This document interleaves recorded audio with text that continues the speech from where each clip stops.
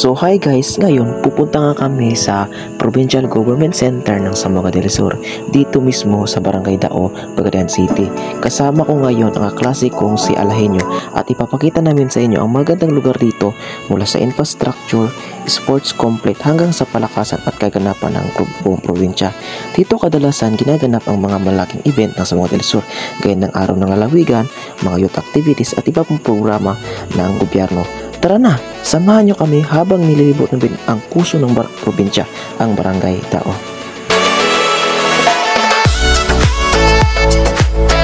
So ayun, kakarating lang namin dito sa Dao at una namin pinuntahan syempre ang pinakamalaking running field ng Zamboanga del Sur. Grabe, sobrang rawak ng lugar. Syempre, hindi rin mawala ito ang mga magandang tambayan, kaya perfect talaga itong lugar na ito, hindi lang para sa mga events, kundi para rin sa mga gusto magpahinga at mag-enjoy.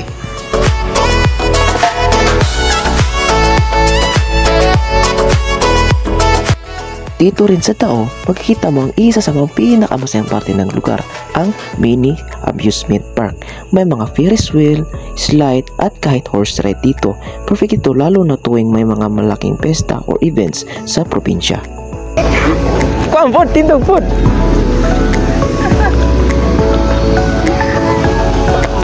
Uy, stick. Yan na. So kitang-kita nyo naman, sobrang saya ng kaklase ko dito sa mini amuse park dito sa Dao. Habang naglalakad-lakad kami, may nakita kami sobrang laking gymnasium o sa basketball court na sa kasalukuyang ginagawa sa tapat mismo ng amusement park. Grabe, ang laki.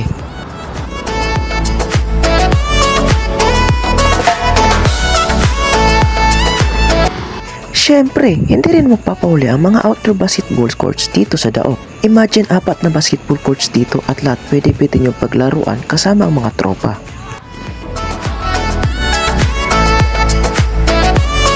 Hindi natin makakalimutan ang Provincial Health Center ng Zamboanga del Sur. Ito ang isa sa pinakamalagang bahagi ng buong Provincial Government Center.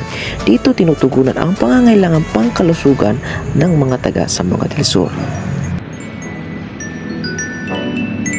Ito yung main hospital ng